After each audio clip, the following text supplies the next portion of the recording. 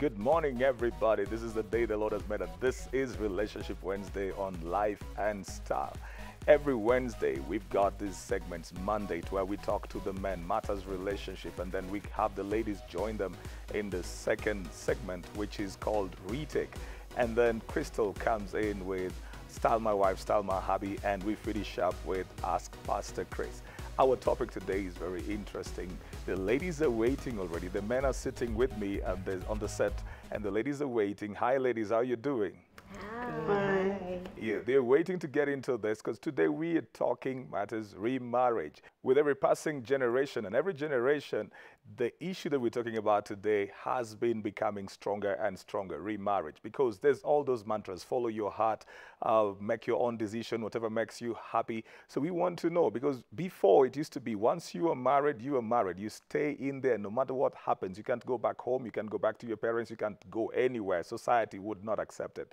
But today, things are changing and people are making very different opinions, and we want to know, what is your opinion concerning that? Would you remarry? Is remarriage acceptable? Does it work the second time? So I want you to interact with me on Twitter.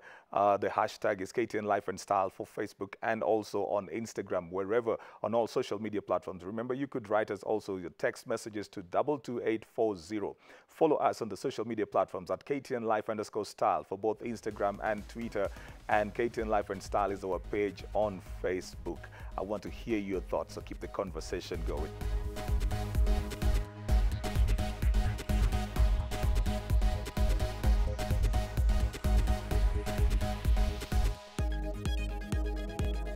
I've got two gentlemen with me, and they will introduce themselves to you, and then we get right into the meat of the discussion, beginning from my father's left.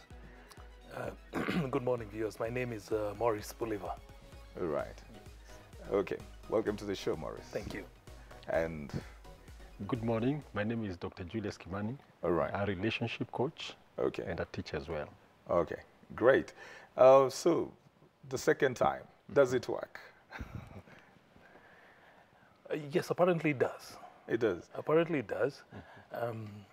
Depending on how you approach it, Okay. depending on what your heart is after, it does actually work. All right. Are you remarried yourself? I am remarried. Okay. I lost my wife about 10 odd years ago, and I got remarried thereafter. Okay. Yes. All right. So what are those things that you got to look out for to make it work, and what are those things that usually hinder it from working when people marry the second time? I guess the first thing is comparison. Okay. There's always issues of trying to compare the current wife that you're getting married to and the wife that you had. Okay. And most of the times that becomes a danger point. The moment one feels or sees that they're starting to compare, it's time to step back and check yourself. All right. The other thing that's important is how do you feel about it? Because most of the times people go into it because they have been coerced into it. They have been forced by society. Wherever you go to the village, and your grandmother is there and asking, so what has happened? Have you just decided that that's the end of it? Yeah. And so you throw in the towel and just decide, I will marry the next girl that comes along. Okay. And that then tends to have a bit of friction. Okay. As you go along. All right. Julius, is it easier when somebody remarries from being widowed than when they remarry from divorce? Wow, that's an interesting question. Having been a counselor for a long time, and having met people who want to remarry either because they have divorced or they are widowed, it is usually easier for somebody to remarry when they are widowed than when they are divorced. Okay. The fact being, you find when there is divorce, there is the aspect of the former spouse wanting probably to interrupt, and it can be challenging. There is also the aspect of children, whereby they still feel like we have a connection with our, let's say, our dad or our mom. Right. And that can cause challenges because now they begin to look at the new relationship as a loss to them. Okay. They try to see it as somebody who is replacing either their father who is still alive or their mother who is still alive. But when it comes to a situation where there is someone is widowed, of course, I like what he says, that he took time.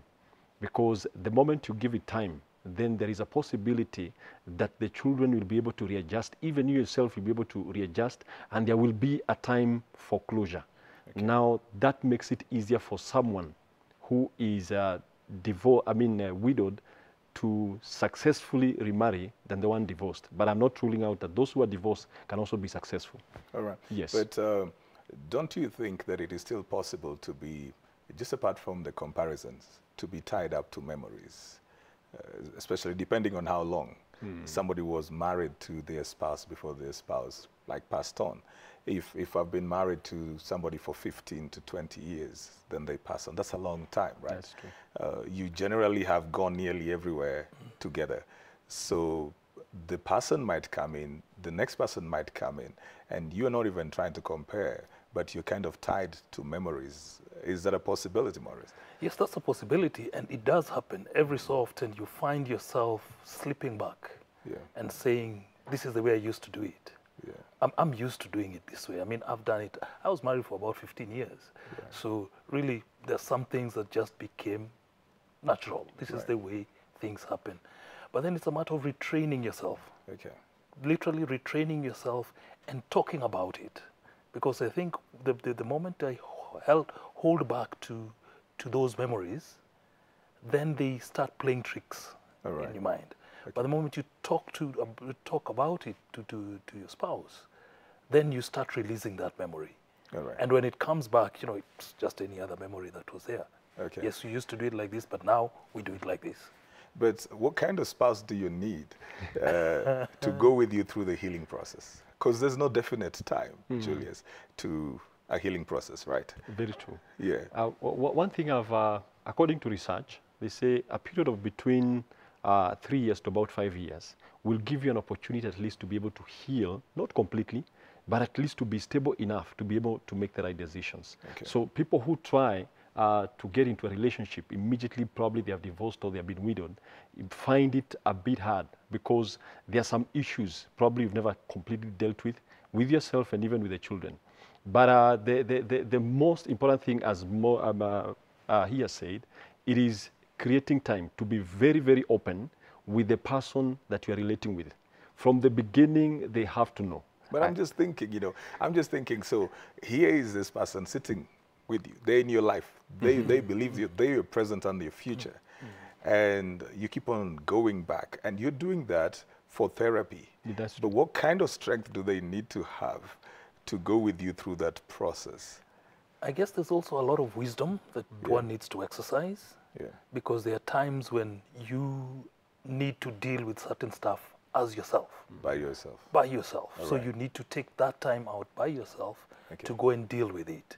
Because as she's a human being. I mean, and if every day you're there, you know, taking her back to history and bringing back historical aspects, she'll easily break down. She'll say, I mean, I can't here, handle but this. You're still tied up. But you're still tied up there. Yeah. So there's a lot that is dependent on you, who's planning to remarry, to deal with stuff by yourself and release it. Okay. And release it by yourself.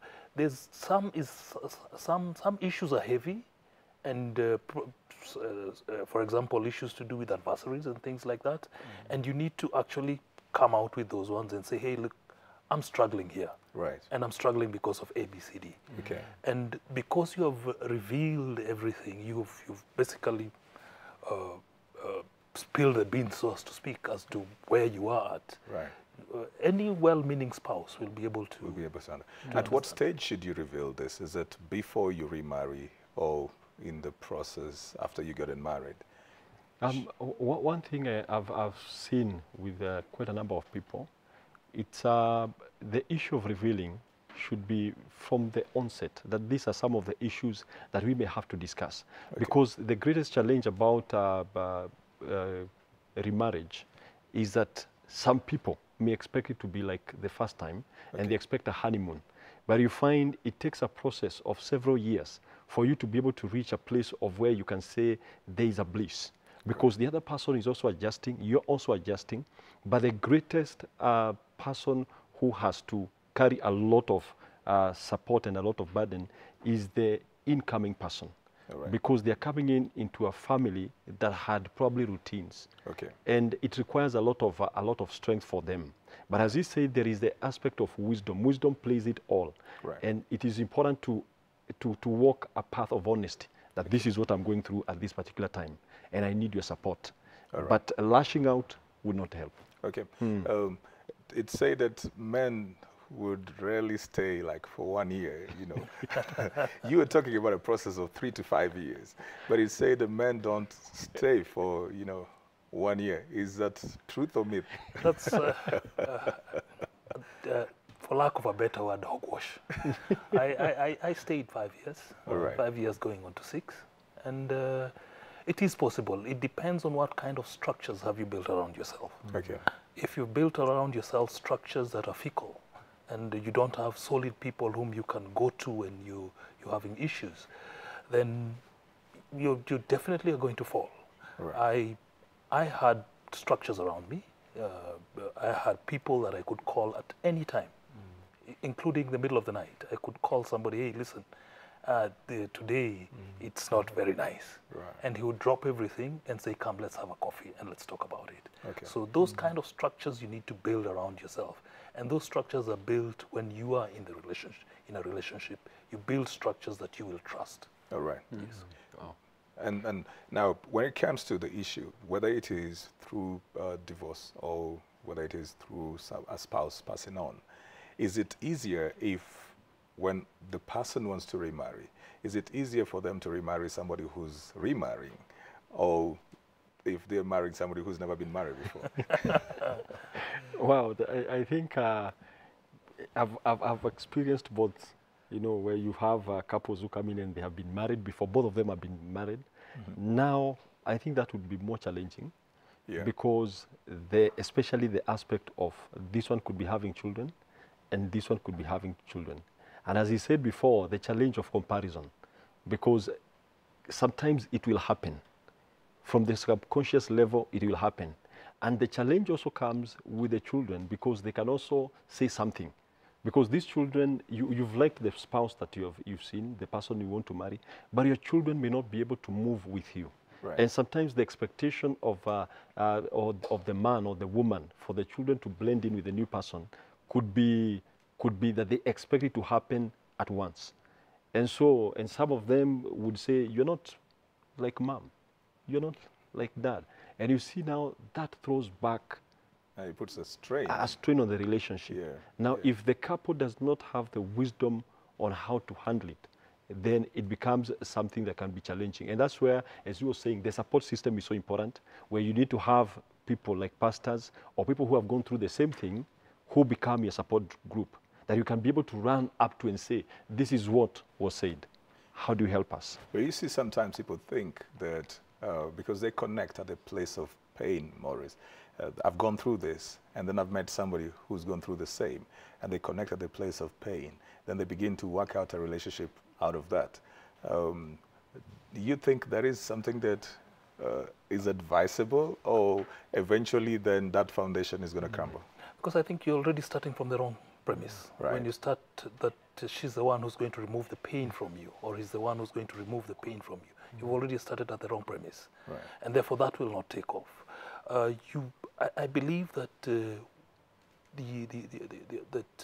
one should like the other person for who she is and for what God has made her to be, and not because she's coming in here to sort out my problems. Right. She cannot sort out your problem. She'll try, but she's limited. She's limited. Yes. Is it true then, based on what he's saying, is that the reason why there is the thinking that when somebody, for example, now in the case of divorce, if they remarry, that the chances of them divorcing again are very high?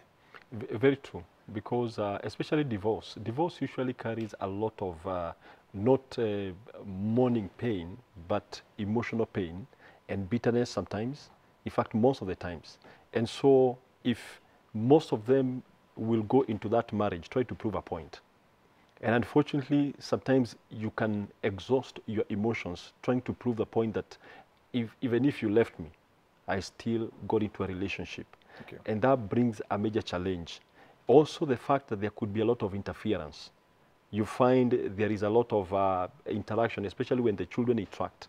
You find maybe if one person is not mature, they keep on feeding the children the wrong stuff. All right. So when these children again go back to, for example, their mother, they say, Dad said this and this. It creates a war of words, which can become very challenging. And also, it can be straining on the person who has married you. Okay. So the chances, they say, if you're not very careful, the chances of a marriage surviving, especially after divorce and in marriage, is usually something like 50-50. Okay. And it becomes lower As you keep on going. as you keep on going. Is it because somebody already has broken through the fear? You know, sometimes we are held back with what will people think. And then the first time, so they've gotten out of that and they saw that they survived. Is there that also, that sometimes somebody has broken through the fear, so they always have it as an option at the back of their mind when issues come up? They don't feel like we really need to solve this. They're always ready to leave also because they left the first time.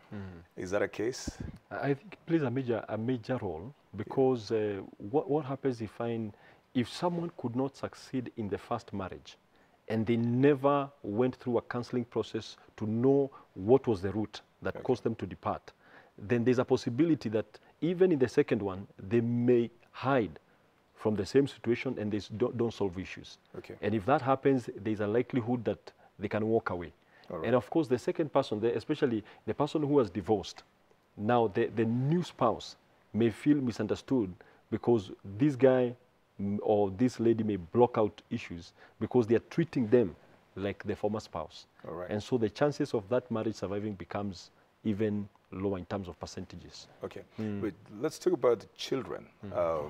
Maurice, if I was in a relationship, I was married, so I have children, and I have custody over them, then I remarry. What about the relatives that they had, if I'm a man now, from their mother's side? In a case like yourself where probably a spouse is gone, how do you now handle the relatives? How much connection do they have without them feeling that, without the relatives feeling like now that their person is not there, they don't have access to the children? Personally, what I just did is left the door open. Okay. Just leave the door open. You're welcome to come and see. I mean, they're your nieces and nephews anyway. Right. They're your grandchildren. I cannot deny you that. So just leave the door wide open, and also explain to as he calls it, the incoming wife, that listen, these are our relatives now. Yes. We cannot escape from them. So leave an open door and allow them to have as much access as they so wish with the children. Okay. Of course, the children are still a little young, so you had to, they need to go to school, so you need weekends, you need to maintain the constant discipline, because what ends up happening is sometimes the relatives, out of feeling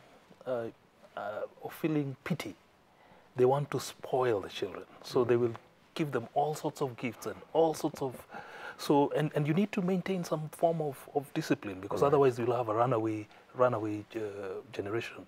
Okay.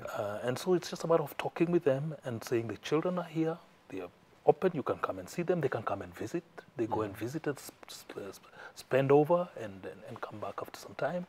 That's and how do you safeguard, even with that now within just the nuclear family, the new nuclear family, how do you safeguard that if a new spouse has come in and then there's children, sometimes now this is a parent who has come in, what levels are they allowed to go into disciplining these children? Because now children might be stuck on the memory of their other parent in a way that it doesn't jeopardize the new relationship.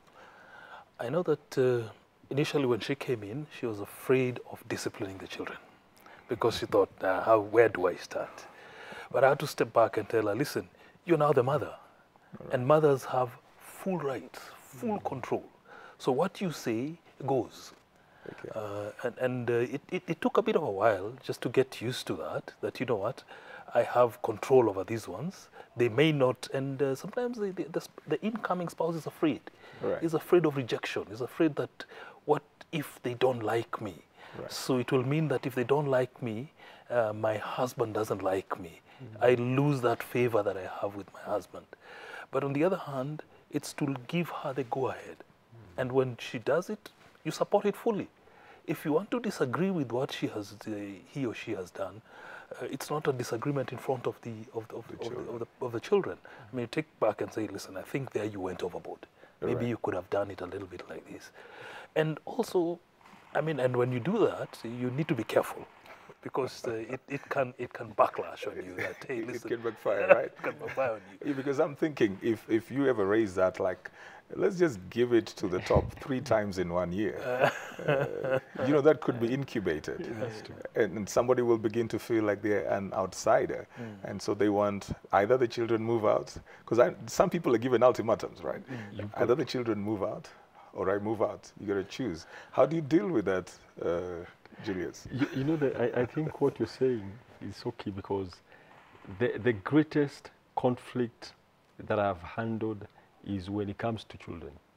Because sometimes the discipline, you see, there is that probably, especially for situations where you have fathers and girls, there is that thing of wanting to be so close, and sometimes it can create a competition with the new spouse when you're talking about a new wife. If she's not well, with a lot of wisdom handled in that situation, it can go out of board. And so that is where he says, and he said it very well, because that's what we call transferring authority. As the person who has, the new spouse has to feel that there has been a transferred authority over to her in terms of disciplining the children. Otherwise, if she steps out on her own, because there are people who do that anyway, you are a parent, there has to be routines that are set up, that these are the new rules. And sometimes it becomes very hard for the children to adopt to that.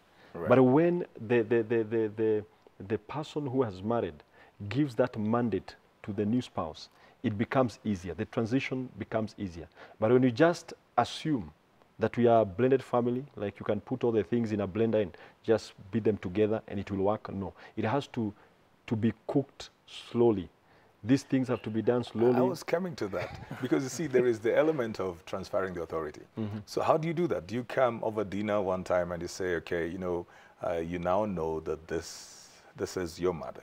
So from today, listen to whatever she says. And then what most men would do after they have done that, they're gone. You know, they're not involved. Yes. But the children are still trying to adjust. How do you help this transfer to the place where the transition is smooth? I think you're assuming that I'll go out there, pick this lady, drop her on the chair, hey, this is your mom, and I go. I'm not making that assumption. I'm not making that. I'm talking about... The thing is, she comes in slowly. Okay. She comes in, she visits, she sees the kids, and she takes time to develop a personal relationship with each and every child. With every child? Yes. She takes time to develop her own personal relationship. There are things that she does with the kids that I'm not aware of. Okay. Because that's their story. That's their little thing going on. All right. And I mean, you allow that. Every mother has to have a little thing going on with the children. With the children. Yes. I'm going to hold it right there, and then we take a short break. I'm coming back with another question right for you over the mothers and the children. Don't go anywhere. Keep the conversation going on Twitter, on Facebook, and on Instagram. The hashtag is KTN Life and Style. Remember, our social media platforms are at KTN Life _Style for both Twitter and Instagram, and KTN Life and Style is our Facebook page. You might go and like it. If you want to be part of our panel, write us an email, Life and Style. The and is a symbol, Life and Style at standardmedia.co.ke. 22840 is a text message number. We take this short break and come back with the ladies on Retake. Don't go anywhere.